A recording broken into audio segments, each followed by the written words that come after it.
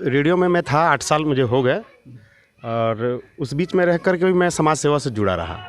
लेकिन आप एक जगह पे रह कर के एक सीमित दायरे में आप समाज की सेवा कर सकते हैं। 6 नंबर पर बटन दबा करके आने वाले 8 दिसंबर को मुझे विजयी बनाएं। इतने के बाद में नेता जो है ना जनता से कट जाते हैं। पहले तो आप घर घर जाते हैं, लोगों के पैर पकड़ते हैं, दाढ़ी पकड़ते हैं कि मुझे वोट दे दीजिए, वोट दे दीजिए, और जब आप जीत जाते हैं तो आप अपने घर पर बैठ जाते हैं या फिर आप या तो मोतिहारी चले जाते हैं। हेलो नमस्कार दोस्तों, अभी फ़िलहाल हम एक ऐसे जगह पे हैं जहाँ पे चुनावी चर्चा काफ़ी ज़ोरों शोर से चल रही है। वो एक्चुअली अभी कठमलिया ऐसी जगह में है हम, जहाँ पे अभी हम ज़िला पार्षद, एक बहुत ही ज़्यादा चर्चित ज़िला पार्षद से हम बात करने की कोशिश करेंगे, जो अभी प्रत्याशी के रूप में यहाँ पे इलेक्शन लड़ने की कोशिश कर रहे हैं। तो फ़िलहाल हम इनसे कुछ बातचीत करेंगे कि आखिर इन्होंने क्यों ऐसा डिसीज़न लिया कि इन्होंने क्रिकेट की कमेंटेटरी की दुनिया को छोड़ करके और रेडियो वाले शो पे इस सब को छोड़ करके इन्होंने आखिर क्यों ऐसा डिसीज़न लिया कि इन्होंने पॉलिटिक्स में आने का सोचा और ज़िला पार्षद जैसे पद पे इन्होंने चुनाव लड़ने की कोशिश की। यहाँ पे हमारे साथ कुछ यहाँ के लोग दिखेंगे, क्योंकि ये दोपहर का वक्त है तो ज़्यादातर लोग यहाँ पे घर में रहते हैं, तो इसलिए हम चंद लोगों के साथ उनकी राय जानने की कोशिश करेंगे और उसके साथ साथ यहाँ पे लिटिल गुरुजी से हम बात करने की कोशिश करेंगे कि उनका मोटो और एम्स क्या है जिसकी वजह से उन्होंने इस चुनाव में लड़ने की कोशिश की है। तो हमारे साथ यहाँ पे कुछ लोग हैं, इन लोगों के बीच हमारे लिटिल गुरुजी यहाँ पे हैं, तो आपसे हम गुजारिश करेंगे कि आप आगे आएँ सामने हमारे साथ। तो सर, आपका बहुत बहुत स्वागत है टैपलोजी में। बहुत बहुत धन्यवाद और सभी को नमस्कार भी है, मेरा आदाब है और सलाम है। सर, आखिर आपने ये सारी डिजिटल दुनिया को छोड़ करके आखिर आपने क्यों ऐसा डिसीज़न लिया कि आपने पॉलिटिक्स में आकर के अपना रोल निभाने की? देखिए, रेडियो में मैं था 8 साल मुझे हो गए और उस बीच में रह कर के भी मैं समाज सेवा से जुड़ा रहा। लेकिन आप एक जगह पर रह कर के एक सीमित दायरे में आप समाज की सेवा कर सकते हैं, लेकिन पद मिलने के बाद में आपका दायरा बढ़ जाता है। ये तो सबसे बड़ी बात रही मुझे रेडियो के क्षेत्र को छोड़ करके, खेल की दुनिया को छोड़ करके इसमें राजनीति में आने की। दूसरी बड़ी बात मैंने देखा है कि युवाओं के प्रतिनिधित्व की कमी नज़र आई है मुझे।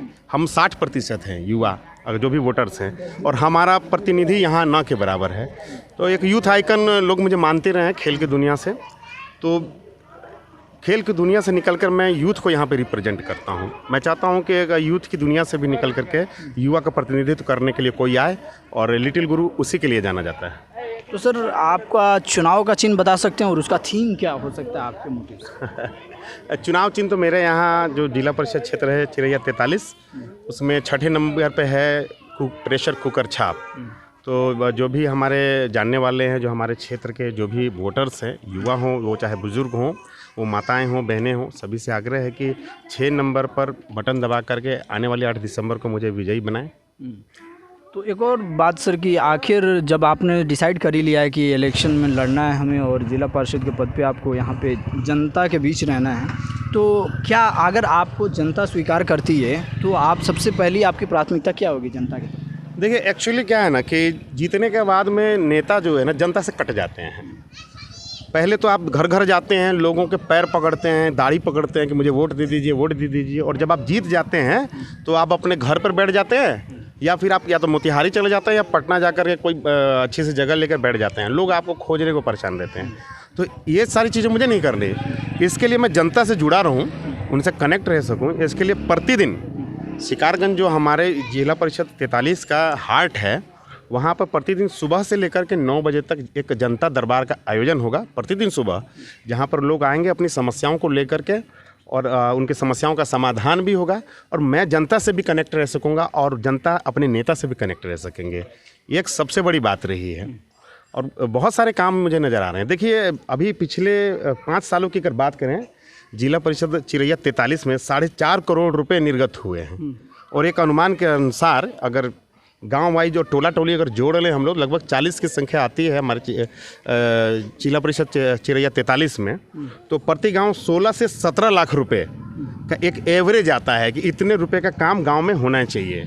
आप उठा करके देखिए, ये कठमलिया गांव में हम लोग हैं, आपका कैमरा देख भी रहा होगा, 17 रुपये का काम नहीं हुआ है।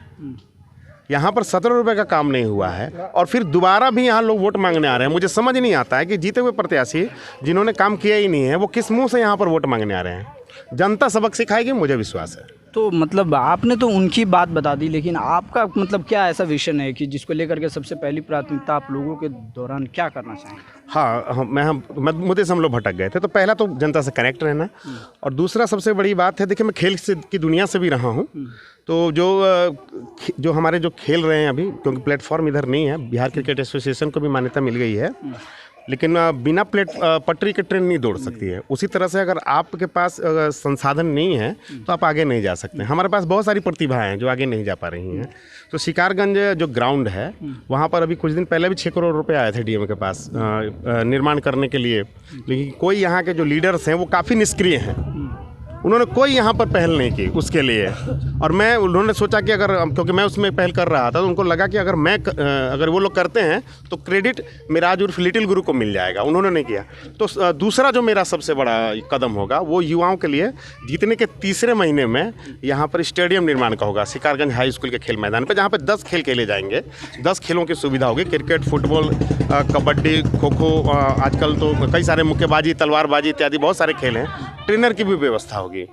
ये सब हो गए। बहुत सारे ऐसे एनजीओज़ हैं जो सर्वे वगैरह का काम देते हैं, जो हमारे बहुत सारे भाई बेरोजगार हैं। मैं रोजगार की बात नहीं करता हूँ क्योंकि ये सरकार का मुद्दा है, लेकिन फिर भी मैं चाहता हूँ कि हमारे गांव में जो भी अदरवाइज जो घर पे लोग बैठे रहते हैं, उनको पार्ट टाइम एक जॉब की तरह ही जो सर्वे वगैरह का काम आता है। अब हमेशा कोई ना कोई न्यूज़ में पढ़ते हैं कि एक सर्वे के अनुसार ये पाया गया, एक सर्वे के अनुसार वो पाया गया। तो ये बहुत सारी एनजीओज़ हैं जो सर्वे कराती हैं, जो नौजवान करते हैं। तो वैसे सर्वे का काम दिलवाना। 19 देशों में मेरे संपर्क हैं, 19 देशों के लोग मुझे जानते हैं। मैं बहुत सारे एनजीओ से मैं जुड़ा हुआ भी हूँ, जानता भी हूँ। तो उनसे काम दिलवाना, और एनजीओज़ के थ्रू ही गांव में जो हमारी माँ बहनें हैं जो सिलाई का काम जानती हैं, उनके पास मशीनों को प्रोवाइड कराना। सीखने के लिए जो लड़कियां आएंगी उनको भी कुछ ना कुछ वहाँ पर प्रोत्साहन राशि मिलेगी, और जो सिखा रही हैं उनको भी एक पैकेज छोटा सा समय के हिसाब से उनको भी मिलेगा। यानी कि रोज़गार के अवसरों का सृजन करना भी एक मेरी प्राथमिकता में होगी। और एक और बात है जो किसानों के लिए, देखिए अभी खाद के लिए कितनी मार हो रही है, अच्छे बीज नहीं मिल पाते हैं, बाज़ार में ऊंची कीमतों में मिलता है, जबकि एक जिला परिषद के अंदर इतनी ताकत है इन चीज़ों को ला करके आपको मुहैया कराना। तो इन सब चीज़ों से दूर है। तो ये 5-6 मेरे जो सबसे बड़े मुद्दे हैं, जो जिला परिषद के फंड से कहीं से लेना देना नहीं है। ये मैं अदरवाइज एडिशनल फंड की बात कर रहा हूँ। जिला परिषद के फंड से तो सड़क, नाली, ये सारे तो बनेंगे ही, पुल पुलिया बनेंगे ही, अदरवाइज जो भी काम है वो होंगे ही। ये बहुत सारी चीज़ें हैं। अब समय ऐसा आ गया है कि इंटरनेट का ज़माना आ गया है। तो बहुत सारे गाँवों में अभी भी इंटरनेट बहुत सुचारू रूप से काम नहीं करता है। जैसे हमारे सगरदीना में जाइए, वहाँ मोबाइल का नेटवर्क ही नहीं पकड़ता है, तो टावर क्या रहेगा। तो वाईफाई की सुविधा का भी मतलब मैं चाहता हूँ कि अगर मैं जीतूँ तो कोई ना कोई फंड से ला करके वाईफाई की सुविधा दिलवाऊँ। एक सगरदीना गांव में आप जाइएगा, मेरा खुद का टावर काम नहीं करता है, वहाँ बात करने में बड़ी दिक्कतें होती हैं। और इतने सारे जनप्रतिनिधि है, एक टावर की वहाँ पर अभी तक कभी कोई ऐसी व्यवस्था नहीं बन पाई है। तो लोगों की सुविधाओं का ख्याल रखना, बहुत सारी जो समस्याएँ हैं उनका निराकरण करना, और जो जिला परिषद का फंड है उनका निश्चित रूप से जब धरातल पे काम करना। भ्रष्टाचार काफ़ी हुआ है यहाँ पर, और सड़कों के रुपए जो है कागज़ों में ही उठ गए हैं। अब परे में जाइए, वहाँ पर हमारे क्षेत्र में ही पड़ता है, वहाँ पर सोलिंग को उखाड़ करके पुरानी जो 1 नंबर ईंटें थी निकाल ली गई, और 2 नंबर ईंटें डाल दी गई हैं वहाँ पर सोलिंग के नाम पर। जो जाइए गाड़ियाँ चली और मिट्टी बन गई है। तो ऐसे कामों से बचना है। जो नेता चुनते हैं लोगों का काम करने के लिए, लेकिन यहाँ पर नेता चुन करके जाते हैं और थाने की दलाली करने लगते हैं। तो इन सब चीज़ों से बचना है। मुझे लगता है कि इंटरव्यू लंबा भी हो गया है, लेकिन एक और बात कि सर, जैसे कि आप लोगों ने देखा कि यहाँ पे लिटिल गुरु जी ने अपना पूरा विजन बताया कि मतलब एक यूनिक विजन इन्होंने बताया कि मतलब क्या करना है इन्हें। सबसे पहले कि स्पोर्ट्स की दुनिया में इन्होंने डिसाइड किया है कि एक बच्चों को प्लेटफॉर्म देना है। बहुत सारे ऐसे टैलेंटेड लोग हैं जिनको मौका नहीं मिल पाता है और अपने गाँव में ही खेल कूद करके रह करके पूरी ज़िंदगी गुजार देते हैं। तो इन्होंने ऐसा डिसीजन लिया है कि आपके दौरान आपके बीच स्टेडियम बनेंगे और उसमें बच्चों को ट्रेनिंग प्रोवाइड की जाएगी ट्रेनर के साथ में। तो ये कुछ अलग और हटके है यहाँ पे, क्योंकि बहुत सारे ऐसे नेता आपको मिलेंगे जो विकास के नाम पे ही सिर्फ वोट डालेंगे और वोट मांगेंगे। तो इसलिए इन्होंने कुछ अलग और बहुत सारी ऐसे अपने विजन्स बताया इन्होंने। लेकिन सर एट लास्ट आप क्या संदेश देना चाहेंगे आप अपने जनता को कि क्या नज़रअंदाज ना करें? देखिए, संदेश तो बिल्कुल साफ है। अब देखिए कि भारत से के थोड़ा सा बड़ा चाइना है, वहाँ पर वोट देने का अधिकार नहीं है लोगों को, और हमें संविधान में ये ताकत मिली है कि हम वोट दे सकते हैं, लेकिन हम उसका सदुपयोग नहीं करते हैं। कई जगह हमारे जो वोटर्स हैं कुछ लालच में बहक जाते हैं, वो ये नहीं देखते हैं। अभी देखिए, अभी जो 8 कैंडिडेट है हमारे जिला परिषद क्षेत्र में, सारे लोग जानते हैं कि लिटिल गुरु काम करने वाला कैंडिडेट है, दाम वाला कैंडिडेट नहीं है। और अगर काम करने वाला कैंडिडेट अगर आपको चाहिए तो आप 8 दिसंबर को प्रेशर कुकर छाप पर बटन दबाइएगा। और अगर आपको लगता है कि नहीं दाम से ही ये सब कुछ चलने वाला है तो फिर मैं इससे ज़्यादा नहीं कह सकता हूँ। आप एक बार अपने दिल पे ज़रूर हाथ रखिएगा बटन दबाने से पहले ईवीएम के बैलेट यूनिट पर। आप ज़रूर अपने दिल पे हाथ रखकर सोचिएगा कि वोट किसको देना चाहिए और कौन सबसे लायक है, जो आपका काम करा सकता है, जो जिला परिषद से जा करके लड़ करके आपके लिए फंड ला सकता है और आपके भले और बुरे में आपके साथ रह सकता है। बहुत शुक्रिया आप, thank you very much and have a nice day.